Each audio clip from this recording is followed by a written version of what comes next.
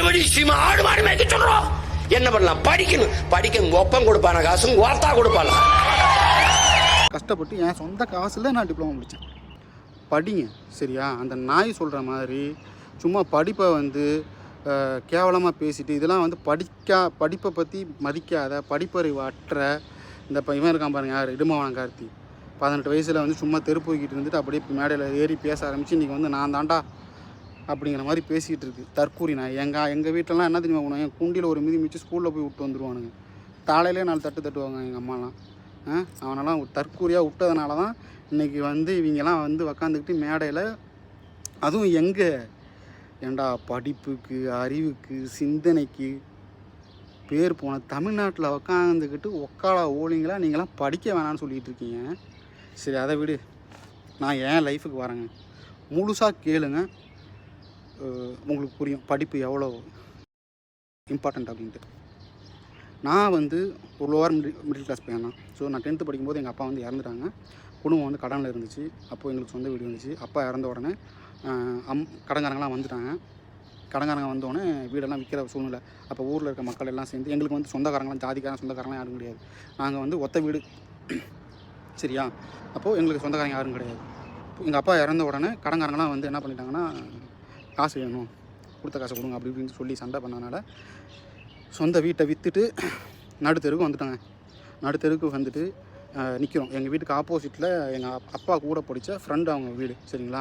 அவங்க சரோஜாக்கா அப்படின்னு அந்த அக்கா இருந்தாங்க. அவங்க தான் சொன்னாங்க, இங்கே இருந்துக்கப்பா, அட்வான்ஸ்லாம் தராங்கன்னா ஒன்றும் தராங்கன்னா இருந்துக்கங்க அப்படின்னு சொல்லிட்டாங்க சரியா? அப்போது வீட்டுக்கு நான் 400 ரூபா வாடகை, அப்போது 400 ரூபா வாடகை, அட்வான்ஸ் எதுவும் வேணாம் அப்படின்ட்டாங்க. ஸோ அங்கே போயாச்சுங்க. 3 நாள் எங்களுக்கு சாம்பார் இல்லை, சட்னி இல்லை, எதுவுமே கிடையாது. நாங்கள் என்ன பண்ணுவோன்னா, அரிசி ரேஷன் அரிசி இருக்கும், அதை வந்து உலை போட்டு கஞ்சி ஊற்றி குடிப்போம், கஞ்சி ஆக்கி குடிப்போம். இதுதான் 3 நாள், இதுதான் கஞ்சி தண்ணி, இதுதான். டீ கூட குடிக்கிற பால் அவங்க கூட காசு எங்கள்கிட்ட இல்லை. ஸோ இந்த 3 நாள் இப்படி தான் இருந்தோம். அதுக்கப்புறம் எங்கள் அம்மா என்ன சொல்கிறாங்கன்னா, நீ ஏதாச்சும் வேலைக்கு போடா அப்படின்னாங்க. நான் வந்து என்ன பண்ணிட்டேன்னா, இல்லைம்மா நான் வந்து படிக்கணும்னு ஆசையாக இருக்குமா, எனக்கு கொஞ்சம் இந்த +2 வரைக்கும் மட்டும் வச்சு என்னை படிக்க வச்சிருமா அப்படின்னு கெஞ்சினேன். அப்புறம் அக்கம் பக்கத்தில் இருக்க மாட்டேன்னா சொன்னேன், எங்கள் சொல்லுங்கள் எங்கள் அம்மா காசு தரேன் வேணாம், எனக்கு 3 வேளை சோறு மட்டும் எங்கள் அம்மா எனக்கு போட்டால் போதும், மீதி எல்லாமே நான் பார்த்துக்கிறேன் அப்படின்ட்டு நான் எஸ்டிடி பூத்தில் வந்து வேலை செஞ்சேன். முத்துகிருஷ்ணன் அப்படின்னு ஒருத்தர் இருந்தாங்க. அவர் வந்து அப்போ ஃபாரின்லேருந்து வந்திருந்தாங்க. ஸோ அவங்க எஸ்டிடி பூத்தில் ஆஃப்டர் ஸ்கூல் முடித்ததுக்கப்புறம் நான் வந்து அவங்க எஸ்டிடி பூத்தில் வேலை பார்த்துட்டு 12th முடித்தேன். 12th முடித்ததுக்கப்புறம் நான் வந்து ஃபர்தராக 11th 12th படிக்கிறதே கஷ்டமாக இருந்துச்சு. அப்போ எங்கே போய் காலேஜ்லாம் படிக்கிறது கஷ்டம் தானே. அப்போ எங்கள் அம்மா இருந்துட்டு என்ன சொன்னாங்கன்னா, என்னால் இதுக்கு மேலே ஒன்றும் பண்ண முடியாது, வீட்டில் வேறு கஷ்டமாக இருக்குது, நீ வந்து வேலைக்கு போ அப்படின்னாங்க. நான் அப்புறம் என்ன பண்ணிட்டேன், ஒரு ஜவுளி கடையில் போய்ட்டு, சுமங்கலி அப்படிங்கிற ஒரு ஜவுளி கடையில் போட்டு மாதம் 1000 ரூபா சம்பளத்துக்கு வேலைக்கு செஞ்சுட்டேங்க. அப்போது இப்படியே ஒரு மாதம் 2 மாதம் ஓடிட்டே இருந்துச்சு. நான் திடீர்னு உட்காந்து யோசித்தேன், என்னடா இது 1000 ரூபா சம்பளம், இதை வச்சு நம்ம எப்படி நம்ம இந்த சமூகத்தில் ஒரு ஆள் ஆகிறது. எனக்கு வந்து என்னென்னா ஒரு கொதிப்பு இருந்துக்கிட்டே இருந்துச்சு. ஏன்னா அவ்வளோ அவமானம், அவ்வளோ கஷ்டம், இந்த சமூகம் நம்மளை இலக்காரமாக பார்த்துச்சு. அதான் சொல்கிறேன்ல, திடீர்னு அப்பா இருந்து ஒரு குடும்பம் நடுத்தெருவில் நின்னா எப்படி இருக்கும், வீடு வாசல் எல்லாத்தையும் இழந்துட்டு எவ்வளோ கேவலமாக பார்த்துருக்கோம். இன்னொன்று சொல்லணும், எங்கள் அப்பாவை தூக்கி போட்டதே வந்து ஊரில் காசெல்லாம் வசூல் பண்ணி பஞ்சாயத்து மூலியமாக தான் தூக்கி போட்டாங்க. எங்கள்கிட்ட அப்போ தூக்கி போடுறதுக்கு கூட காசுலாம் இல்லை. ஸோ அது வேறு ஒரு பக்கத்து அசிங்கமாக அவமானமாக இருக்கும். யாராச்சும் பார்க்கும்போது ஏதாச்சும் ஒரு சண்டை போடுறதுக்கு கூட வந்து மனசு வந்து தாங்கிக்கிட்டே இருக்கும், எங்கே சொல்லி காட்டிடுவாங்களோ, ஏதாச்சும் சொல்லி காட்டிடுவாங்களோ அப்படின்ட்டு. அது ஒரு சில பேர் சொல்லி காட்டினாங்க. அதுக்கப்புறம் அதுக்கு சரியான பதிலடியும் நான் கொடுத்துட்டேன். அதனால் வந்து இல்லை, அந்த வழி எப்படி இருக்குன்னு யோசிச்சு பாருங்கள். அப்புறம் ஜவுளி கடைக்கு வந்து வேலைக்கு சேர்ந்துட்டேன். ஜவுளி கடையில் வேலை செஞ்சுட்டு அப்போ அந்த ஒரு நாள் உட்காந்து யோசிக்கிறேன், இப்படியே இருந்தால் நம்ம எப்படி வாழ்க்கையில் வந்து அடுத்த நிலைக்கு நம்ம எப்படி எட்டுவோம் அப்படிங்கிற ஒரு கொதிப்பும் ஒரு ஆதங்கமும் எனக்குள்ளே இருந்துகிட்டே இருந்துச்சு. சரின்ட்டு நான் என்ன பண்ணிட்டேன், ஓகே நான் வந்து என் ஓனர்கிட்ட வந்து பேச ஆரம்பிச்சிட்டேன்.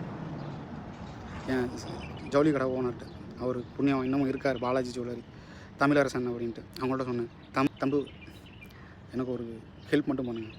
என்னடா அப்படின்னாரு. இல்லை தம்பி, இந்த மாதிரி படிக்கணும்னு ஆசையாக இருக்குது. ஸோ நான் காலையில் வந்து நகைக்கடை, அவங்க ஜவுளி கடை வச்சுருக்காங்க, அவங்க மச்சான் வந்து நகைக்கடை வச்சுருக்காங்க, பாலாஜி நகைக்கடை அப்படின்ட்டு. அப்போது அதில் வந்து சீட்டு வசூல், இந்த 100 ரூபா சீட்டு வசூல் பண்ணுவாங்க தெரியுமா, வீடு வீடாக போய் சீட்டு வசூல்லாம் பண்ணி அந்த வசூல் பண்ணி கொடுக்குற வேலை. அதாவது காலையிலேருந்து அந்த வேலை, அதுக்கப்புறம் டிப்ளமோ படிக்க போயிட்டு வந்துட்டு மறுபடியும் ஜவுளி கடையில் வேலை. சரியா? நான் டிப்ளமோ முடித்தேன், அதுதான் காலையில், அது சாயங்காலம் இங்கே. ஸோ இப்படி நான் கஷ்டப்பட்டு என் சொந்த காசில் நான் டிப்ளமோ முடித்தேன். சரியா? பட் என்னன்னா, ஒரு வெறியோடு படித்தேன். நம்ம வந்து இந்த சமூகத்தில் அட்லீஸ்ட் நின்று ஒரு ஆளாகணும், நம்ம அப்பா அம்மா வந்து கையில் காசு இல்லாமல் எவ்வளோ கேவலமாக பார்த்தாங்க எல்லாருமே, அவங்க முன்னாடிலாம் வாழ்ந்து காட்டணும் அப்படிங்கிற ஒரு வெறியும் ஒரு கொதிப்பும் இருந்ததுனால தான் நான் படித்து அவர்கிட்ட சொன்னேன், இந்த மாதிரி எனக்கு படிக்கணும் ஆசை இருக்குன்னா. அவங்க விட்டாங்க. சரியா, தமிழ் மக்கள் வந்து படிப்புனா செய்வாங்க. அதுதான் ஏன் தெரியுமா, அதுதான்டா டே சீமான் தற்கூரி, படிப்புங்கிறது அவ்வளோ முக்கியம். சரியா, எல்லாருமே ஹெல்ப் பண்ணுவாங்க. நீ படிப்புனுக்கு மட்டும் கேட்டுப்பார், காசு இல்லைனாலும் கடை வாங்கியாச்சும் கொடுப்பாங்க. அவனால் 1000 தர முடியல, 2000 தர முடியல, ஒரு 500 கொடுப்போம். ஏன்னா படிப்புங்கிறது ஒரு சமுதாயத்துக்கு அவ்வளோ முக்கியம். சரியா, ஒன்றும் இல்லாதவன ஒரு உச்சத்தில் கொண்டு போய் வைக்கிறதே என்ன படிப்பு தான். அறிவு கட்டத்தனமாக பேசிக்கிட்டு இருக்கேன். அப்போது அவங்க வந்து ஒத்துக்கிட்டாங்க. சரிப்பா அப்படின்னு. அப்போ நான் பார்ட் டைம் போய் டிப்ளமோ முடித்து 2007 சென்னைக்கு வந்து, சென்னையில் இருந்து ஒரு 6 மாதம் வேலை பார்த்து, அதுக்கப்புறம் அபுதாபி போய் அபுதாபியில் இருந்து அப்படியே படிப்படியாக இன்றைக்கி 18 வருஷம். 20 வயசில் கல்ஃபுக்கு வந்தேன்.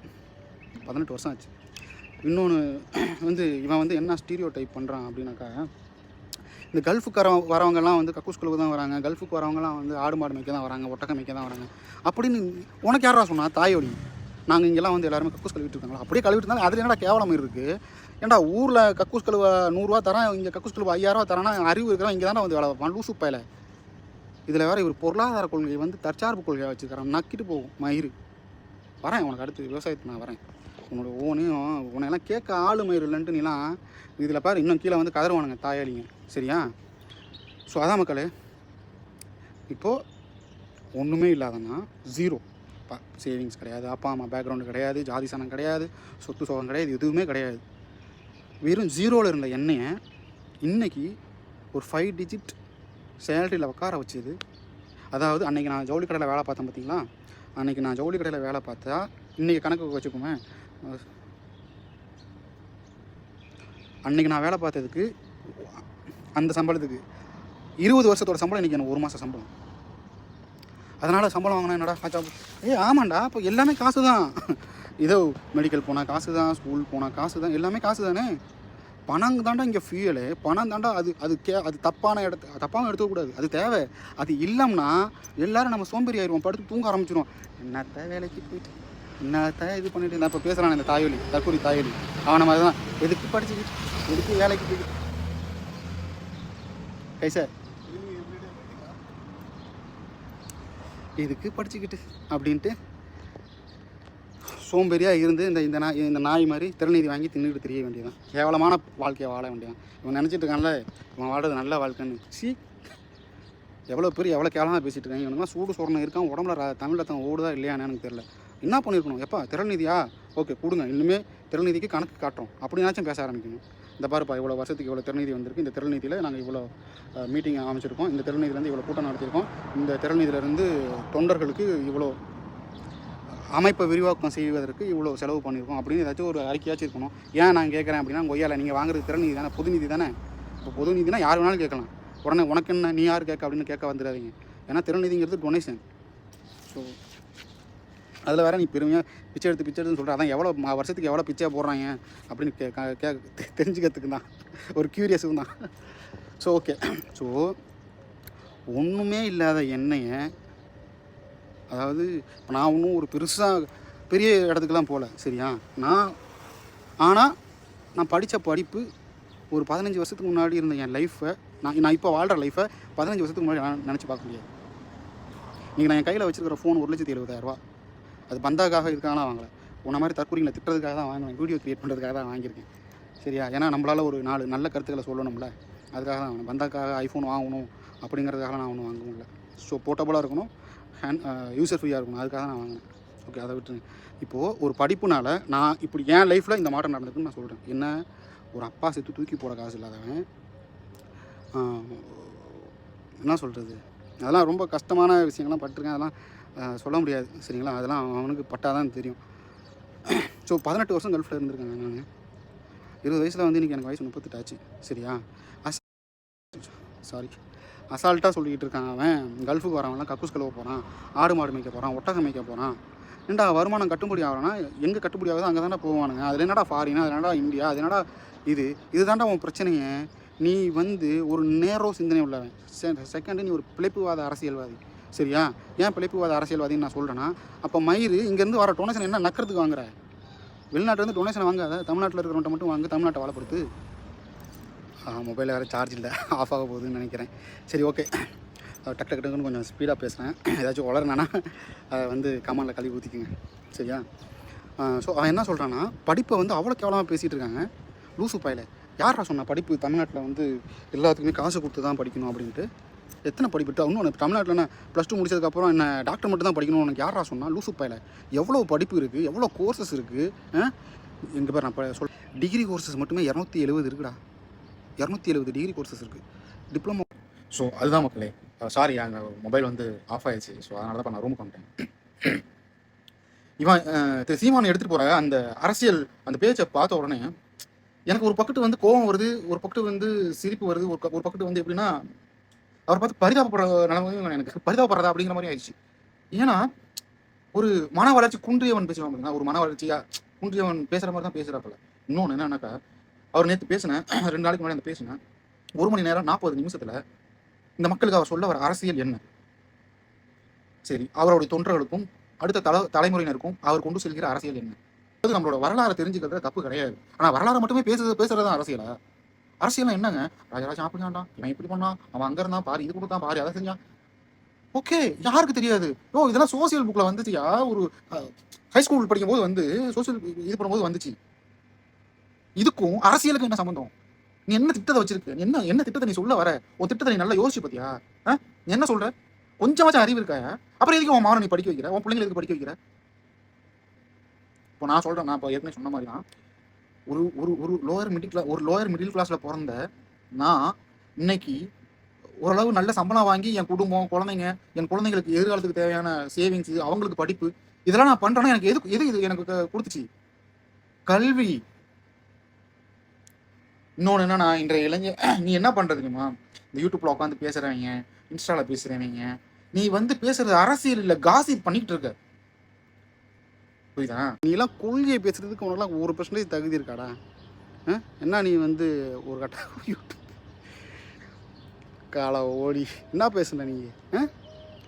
இதை பற்றி இது ஃபஸ்ட்டு இதை பார்த்தீங்களா? இப்போ இதை பாரு, இப்போ இதை பாரு, இப்போ இதை பாரு, இப்போ இதை பாருங்க. தெரியுதா? எல்லாம் ஒன்றா இருக்கா? புரிஞ்சுச்சா? என்னது மொத்த இலுமினாட்டி கான்செப்ட்.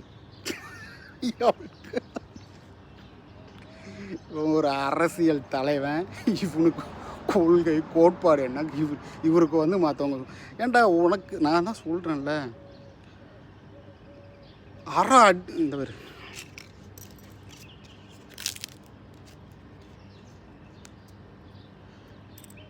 இந்த அளவுக்கு கூட உனக்கு அரசியல் அறிவு இல்லைடா, அரசியல் அறிவு இல்லைடா. சீமானே டே தற்கூரி தம்பிகளாக உங்களுக்கு தான் நான் சொல்கிறேன். அவனுக்கு அரசியல் அறிவு இல்லை.